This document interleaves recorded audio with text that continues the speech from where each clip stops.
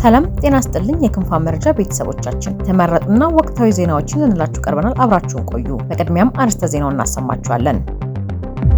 በአማራ ክልል ያለው ወቅታዊ ትግል የራስ ህልውናን የመከላከል ጦርነት መሆኑን የአማራ ፋኖ ህዝባዊ ድርጅት ሊቀመንበር እስክንድር ነጋ ተናገሩ። የኢትዮጵያ የኤርትራና የአማራ ኃይሎች በትግራይ የህዝብ መሰረተ ልማት ላይ የ5 ቢሊዮን ዶላር ጉዳት አድርሰዋል ተባለ። በደቡብ ወሎ ዋሻ የተናደባቸው ማዕድን አውጪዎች አጽም ከ2 ዓመት ገደማ በኋላ መገኘቱ ተሰማ። 83 በመቶ የአስተዳደር በደል አቤቱታዎች በመንግስት ተቋማት ላይ መቅረባቸው ተገለጸ። የደቡብ ምዕራብ ኢትዮጵያ ህዝቦች ክልል ለታክስ ለቀረጥና ለአካባቢው ልማት በሚል ሽፋን በየሰፈሩና በመንገድ ዳር የተቋቋሙ ህገወጥ ኬላዎች ሙሉ በሙሉ እንደሚነሱ አስታወቀ። እነዚህንና ሌሎች ዝርዝር ዜናዎችን ይዘንላችሁ ቀርበናል። አብራችሁን ቆዩ። መረጃዎቻችን በየጊዜው እንዲደርሷችሁ ቻናላችንን ሰብስክራይብ በማድረግ የደወል ምልክቷን ይጫኑ።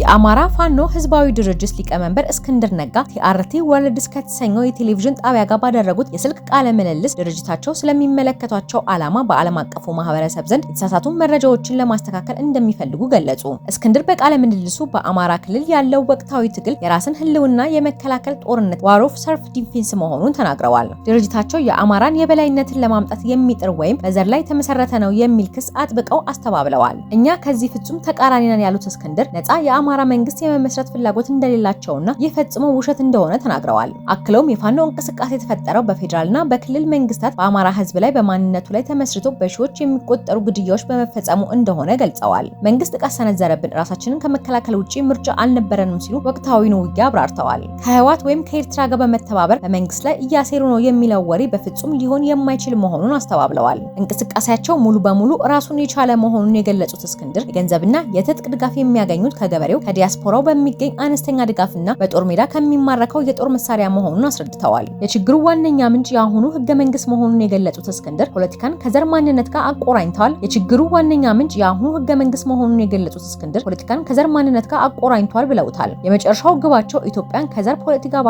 ማሻገር እንደሆነና ይህንን ከሚፈልጉ ሌሎች ኃይሎች ጋር ለመስራት ዝግጁ መሆናቸውንም ገልጸዋል። በአማራ ክልል ስላለው ሰብአዊ ቀውስ መንግስትን ተጠያቂ ያደረጉት እስክንድር ኢትዮጵያ ከዘር ፖለቲካ ካልወጣች በሩዋንዳ ከታየው የከፋ የዘር ማጥፋት ሊከሰት እንደሚችልም አስጠንቅቀዋል። የኢትዮጵያ መንግስት በበኩሉ እስክንድር ነጋን አሸባሪ ሲል እንደሚፈርጀውና ከዚህ ቀደምም በተለያዩ ክሶች በእስር ላይ እንደቆዩ ቃለ ምልልሱን ያቀረበው ቲአርቲ ወርልድ በዘገባው አስታውሷል።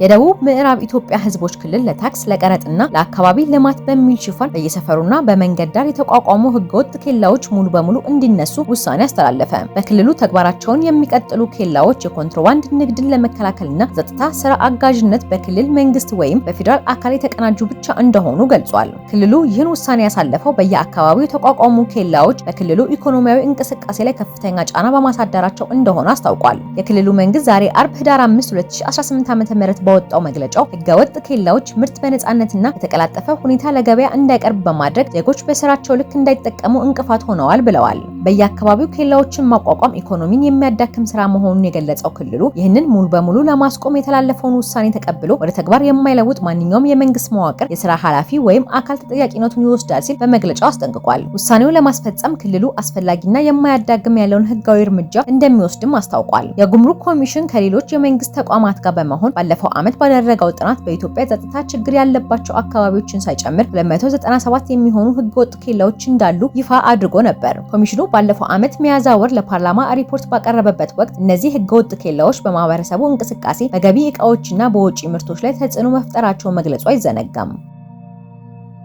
83 በመቶ የአስተዳደር በደል አቤቱታዎች በመንግስት ተቋማት ላይ መቅረባቸው ተገለጸ። የኢትዮጵያ ህዝብ እንባ ጠባቂ ተቋም በ2018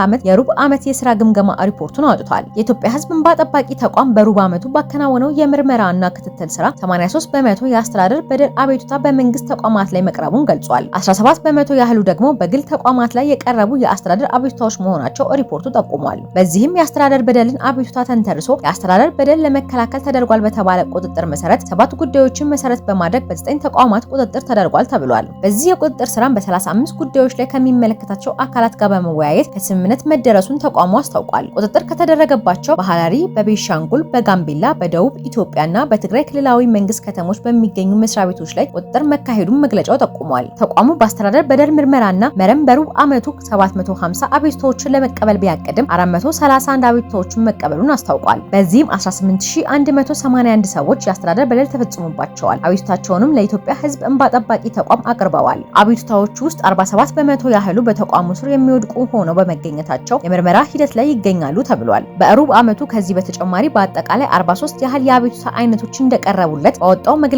ላይ ክንፋን መረጃ ተመልክቶታል።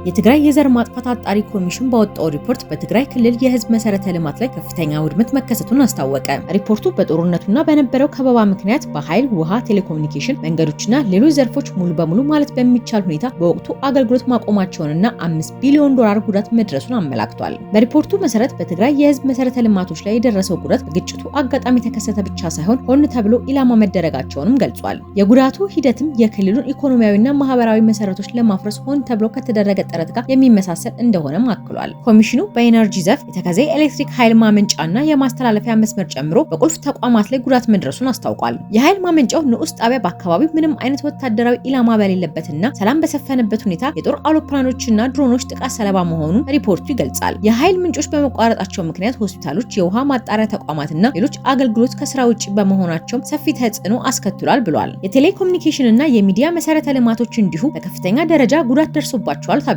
ሪፖርቱ ጦርነቱ በተቀሰቀሰበት ዕለት በትግራይ የቴሌኮሙኒኬሽን እና የኢንተርኔት አገልግሎት ወዲያውኑ እንደተቋረጡና የአካባቢው የግንኙነት መሳሪያዎች ወዲያው ወደ አዲስ አበባ መወሰዳቸውን ገልጿል። የትግራይ የዘር ማጥፋት አጣሪ ኮሚሽን ይህ የግንኙነት መቋረጥ የትግራይን ሕዝብ ከግንኙነት መራቦት ነጥሎት በዚህም እውነት ወደ ዓለም አቀፉ ማህበረሰብ እንዳይደርስ አግዷል ብሏል። በተመሳሳይ የውሃና የንጽህና አጠባበቅ ስርዓቶች ከፍተኛ ማሽቆልቆል ደርሶባቸዋል ያለው የኮሚሽኑ ሪፖርት የአገልግሎት አቅርቦት ሽፋን በከፍተኛ ሁኔታ መቀነሱን ገልጿል።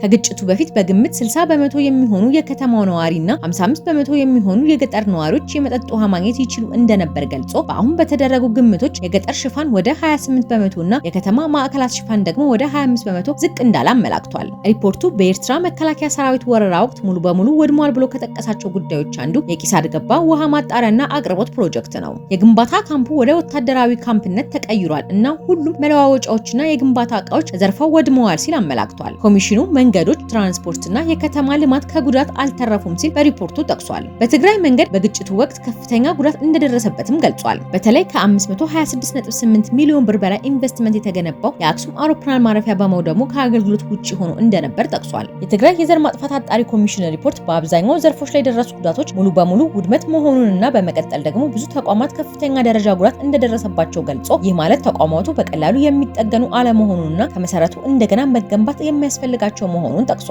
ጠያቂነትን በተመለከተ ሪፖርቱ የትግራይ የህዝብ መሰረተ ልማት በኤርትራና በኢትዮጵያ ኃይሎች ዋነኛ ኢላማ ተደርገው ነበር ሲል ገልጾ ለህዝብ ከፍተኛ ጠቀሜታ የነበራቸው መሰረተ ልማቶች በኢትዮጵያ በአማራና በኤርትራ ኃይሎች ሆም ተብለው ተዘርፈዋል፣ ተጎድተዋልና ወድመዋል ሲል አክሏል። ሪፖርቱ በማጠቃለያው አስቸኳይ የተቀናጀ እርምጃ እንዲወስድ አሳስቧል። የመሰረተ ልማት መልሶ ግንባታ ቅድሚያ መስጠት፣ የአሳሳቢ ቦታዎች ደህንነት ማረጋገጥ፣ የአካባቢው ማህበረሰቦችን የሚያካትት ሁሉን አቀፍ እቅድ ማውጣትና ግልጽ የግንባታ ቁጥጥር እንዲኖር ጠይቋል። ኮሚሽኑ ጥቅምት 19 ቀን 2018 ዓ.ም ባወጣው መጀመሪያ ሪፖርቱ በኤርትራ ክልል በማህበራዊ ዘርፍ ላይ ከደረሰው የ11 ቢሊዮን የአሜሪካ ዶላር ውድመት ውስጥ አብዛኛው በኤርትራ ኃይሎች እንደተፈጸመ መግለጹ ይታወሳል። በሪፖርቱ መሰረት በጦርነቱ ምክንያት በትምህርት ዘርፍ ወደ 4.36 ቢሊዮን የአሜሪካ ዶላር ማለትም 40.1 በመቶ ኪሳራ የደረሰ ሲሆን በመቀጠል በጤና ዘርፍ 3.78 ቢሊዮን የአሜሪካ ዶላር ማለትም 34.8 በመቶ ኪሳራ ደርሷል። እንዲሁም በማህበራዊ ደህንነትና ማህበረሰብ አገልግሎት 2.72 ቢሊዮን የአሜሪካ ዶላር ማለትም 25.1 በመቶ የሚሆን አጠቃላይ ጉዳት እንደደረሰ ገልጿል። የትግራይ የዘር ማጥፋት አጣሪ ኮሚሽኑ ባሳለፍነው ሳምንት ባወጣው ሪፖርቱ በ2013 ዓ.ም ጥቅምት ወር ላይ በተቀሰቀሰው ጦርነት ሳቢያ በትግራይ ክልል በተፈጥሮ ሀብትና አካባቢ ላይ በደረሰው አጠቃላይ ውድመትና ኪሳራ ከ46 ቢሊዮን የአሜሪካ ዶላር በላይ እንደሚገመትና ከዚህ ውስጥም የደን ዘርፍ ከፍተኛ ጉዳት የደረሰበት መሆኑን ገልጿል። ግኝቶቹ እንደሚያሳዩት በወታደራዊ ዘመቻዎች፣ በከባድ መሳሪያዎች ድብደባ፣ በዘርፊያና በግጭቱ ወቅትና ከዚያ በኋላ የአካባቢ አስተዳደር ስርዓቶች በመፍረሳቸው ምክንያት ሰፊ የደን መጨፍጨፍ፣ ከባድ የአፈር መሸርሸርና የስነ ምህዳር ጉዳት ደርሷል። ደርሷል። ሪፖርቱ አብዛኛው ጉዳት በኢትዮጵያ መከላከያ ሰራዊት፣ በኤርትራ መከላከያ ሰራዊትና በአማራ ክልል ኃይሎች የተፈጸመ መሆኑን ገልጾ በተለያዩ አካባቢዎችም በርካታ ተዋናዮች መሳተፋቸውን አመላክቷል። በአማራ ክልል ደቡብ ወሎ ዞን ደላንታ ወረዳ የኦፓል ማዕድን ቁፋሮ ላይ እያሉ ዋሻ የተደረመሰባቸው 8 ግለሰቦች ከ1 ዓመት ከ10 ወር በኋላ አጽማቸው ተገኘ። የማዕድን አውጪዎቹ አስክሬን የተገኘው በሌሎች የማዕድን ቆፋሪዎች እንደሆነ ግለሰቦቹ አባል የሆኑበት የወርቅ ዋሻ የከበሩ ማዕድናት አምራችና ግብይት ማህበር ሊቀመንበር አቶ ተስፋዬ አጋዥ ተናግረዋል። በሌላ አቅጣጫ ገብተው ሌሊት ሲሰሩ የነበሩ ሰዎች ነበሩ። ወደዚያ አቅጣጫ ሲሄዱ የ8ቱንም አስክሬን አግኝተውታል ሲሉ አቶ ተስፋዬ ገልጸዋል። የ8ቱም ማዕድን አውጪዎች ስርዓተ ቀብር ዛሬ አርብ ህዳር 5 2018 ዓ.ም ረፋድ ላይ መፈጸሙን አቶ ተስፋዬ ተናግረዋል። የማዕድን አውጪዎቹ ከ2 ዓመት ገደማ በፊት ጥር 30 2016 ዓ.ም ሌሊት የኦፓል ማዕድን በቁፋሮ ለማውጣት ሲሞክሩ ነበር ዋሻ ውስጥ የተቀበሩት። 150 ሜትር ርዝማኔ ወዳለው ዋሻ ዘልቆ ለመግባት መቆፈር የተቻሉ 33 ሜትር ገደማ ብቻ መሆኑን በወቅቱ ተገልጾ ነበር። ግለሰቦቹን ለማውጣት ሲደረግ የነበረው ጥረት በቁፋሮ ወቅት አፈሩ በመደርመሱ ከ6 ቀናት በኋላ መቋረጡ ይታወሳል። አቶ ተስፋዬ ከ2 ዓመት በፊት በሰጡት ቃል የህገወጥ የማዕድን አውጪዎች በአካባቢው መሰማራት ለዋሻው መደርመስ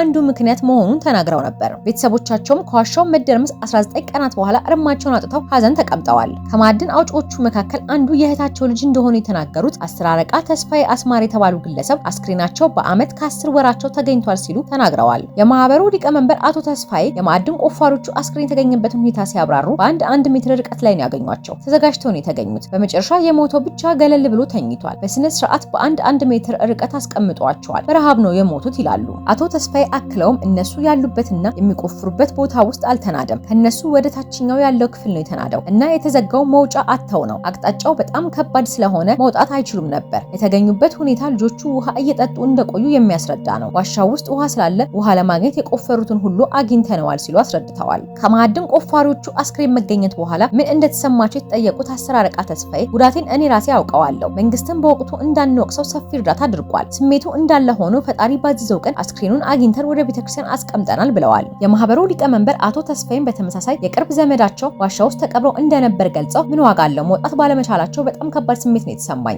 ዞሮ ወደ ቤተክርስቲያን መምጣታቸው ጥሩ ነው ሲሉ ስሜታቸውን አጋርተዋል። 10 አለቃ ተስፋዬም ልጃቸው የተቀበረባቸው እህታቸው ያሳለፏቸውን 2 ዓመታት የሚጠጉ ጊዜያት ማንም የማይቀንሰው ትልቅ ስቃይ ሲሉ ይገልጹታል። ምንም አማራጭ እስከሌለው ድረስ ደግሞ አግኝታ ያለውን ነገር ቤተክርስቲያን መቅበሯ ለዘመድም ሆነ ለሷ የዘላለም እሳት ከሚሆን ቁርጡን አውቃ ትቀመጣለች። ቢያንስ ዘመዶቿ ጋር ቀበረችው እስካሁን ጫካ ውስጥ ነበር ሲሉም አክለዋል።